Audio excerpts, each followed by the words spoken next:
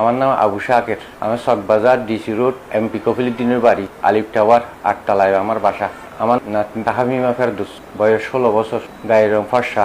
আজকে সকালে 7:30টায় Chawkbazar science care coaching সেন্টারে নিয়ে আসছি কোচিং করার জন্য। 10:30টায় কোচিং সেন্টার ছুটি। আমি 10টায় কোচিং সেন্টার গেটে আছি। 10টা যখন পঞ্চাশ হয়েছি, আমি কোচিং সেন্টার উপরে উঠছি। উপরে উঠার পরে সবাই ছুটি গেছে। টিচার থেকে জিজ্ঞেস করলাম, টিচার বলে দেখি না হয় সবাই তো চলে গেছে, নিচে দেখেন। আবার নিচে আসছি, দেখি নিচে নেই। আবার উপরে গেছি, স্যারকে বলছি যে এখন না।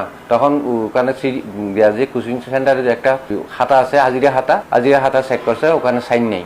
এরপরে দেখছি যে কিনা হয় সিসিটিভির ফুটেজ চেক করলাম। ফুটেজ চেক করে দেখি যে কিনা হয় থেকে উঠছে, গেট ঢুকিয়ে আবার বাইরে চলে গেছে। এরপরে এই পর্যন্ত আর কখনো খোঁজ পাই নেই। বান্ধবী, আত্মীয় স্বজন সব জায়গায় খোঁজাখুঁজির পরে আমি লাস্ট চকবাজার থানায় জিডি করার পরে এখানে আসছি। আমি দেশবাসীর কাছে আমি প্রার্থনা করছি, যে কোনো জায়গায় পান, আমার ফোন নম্বর দেওয়া আছে, আমার নানির ফোন